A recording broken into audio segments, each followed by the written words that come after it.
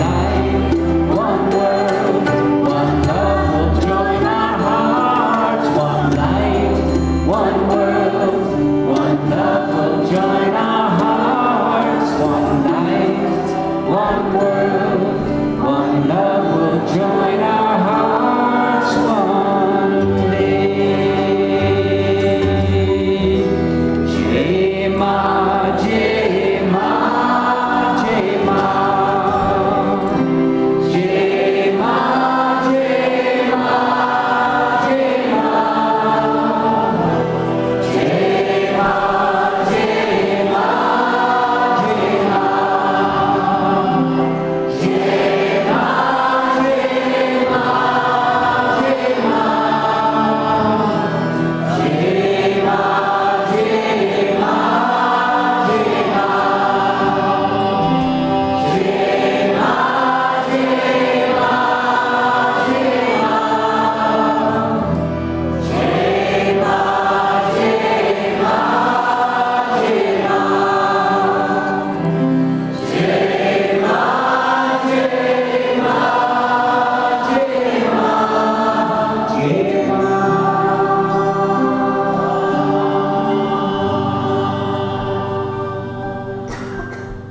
All the sounds of the earth are like music. All the sounds of the earth are like music. The breeze is so busy it don't miss a tree. And the old weeping willow is laughing at me. For what a beautiful morning. Oh, what a beautiful day. I've got a beautiful feeling. Everything's going my way. Oh, what a beautiful day.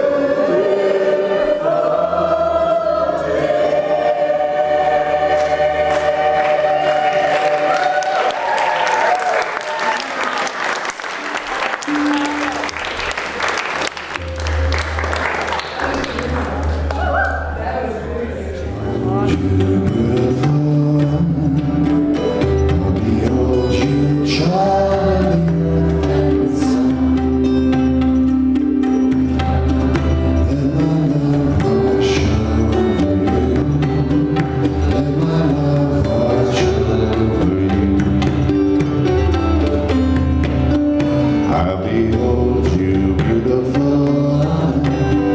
I behold you, child of the sun.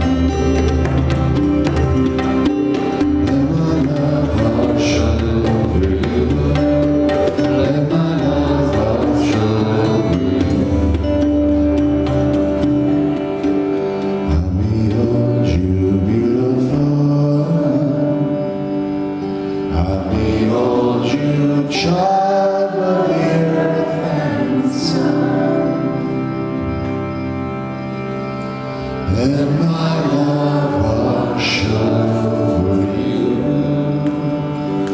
Let my love wash over you.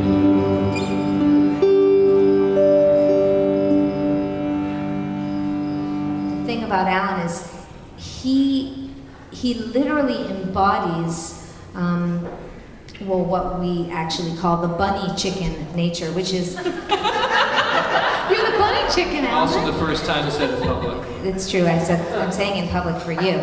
You're a bunny chicken, Alan. Oh man, now you know you've made it. This is quite literally the highest compliment we could ever give anybody.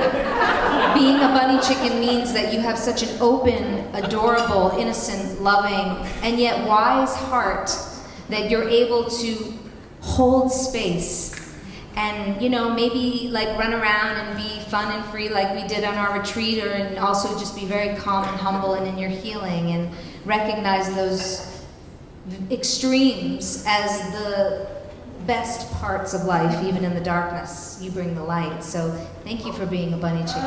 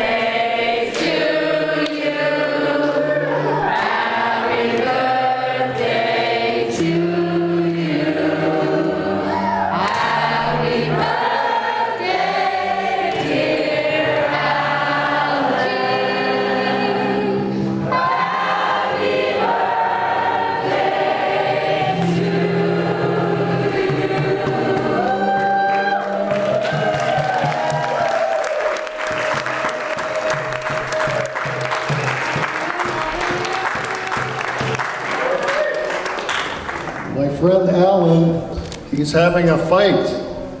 He thinks he's heading on a path towards the light. It could be his karma, cosmic order called dharma.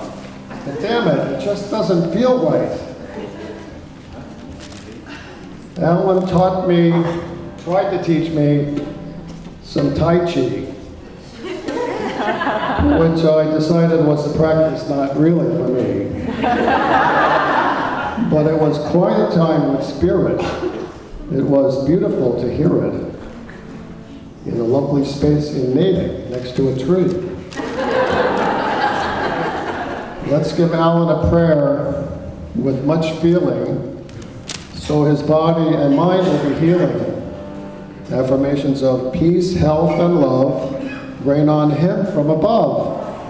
So one other thing is, most of you here don't know me very well, but the few of you who know me know that I am not at all into anything New Age or anything remotely New Age. But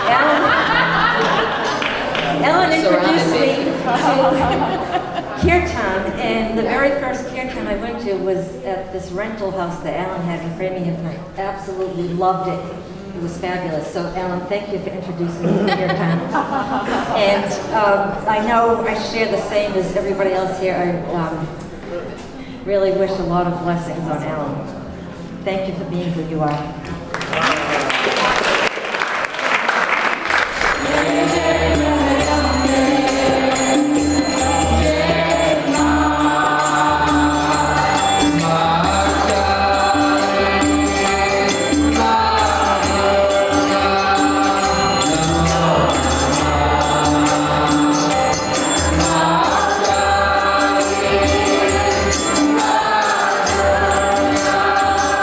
Namo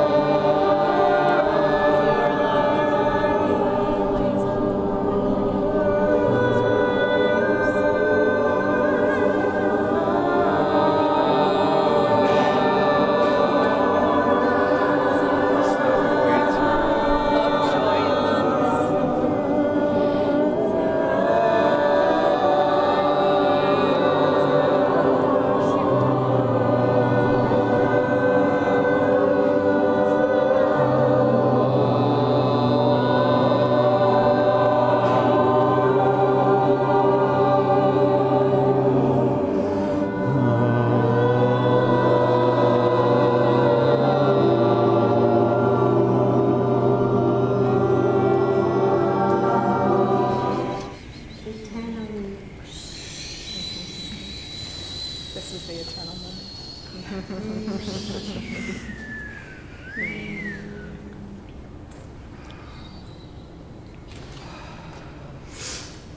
I felt like I was going through heaven. You were. It was so... Heaven on earth.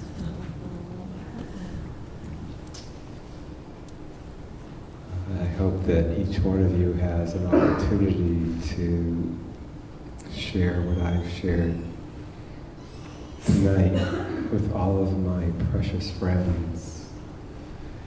And there was a time as I was walking through this tunnel where I had this bright light at the end. I said, no,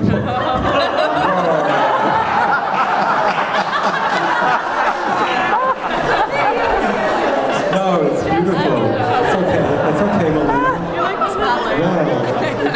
No, I'm not objecting to it at all. I said, what's going on here?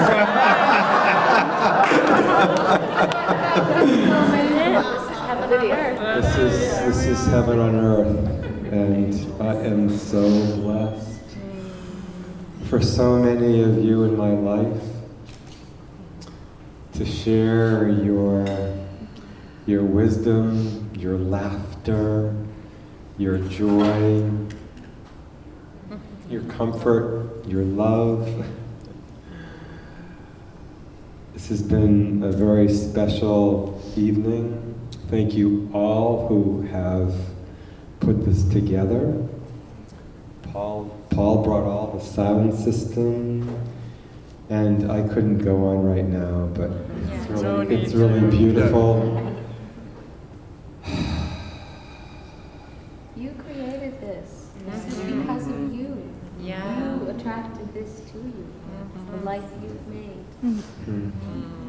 Because of who you are. So I manifested this? Well done. Yeah. Yeah, so it's actually, I don't know where Dorothy is, but is Dorothy here? Yeah. Okay. So why don't you come out here, Dorothy? Dorothy had a very special man in her life, in my life, James. And Dorothy gave James a celebration that was amazing posthumously. Posthumously? We know what you Whatever it is. Posthumously, I like that James would like that too. James So, James passed when he was 50 years old.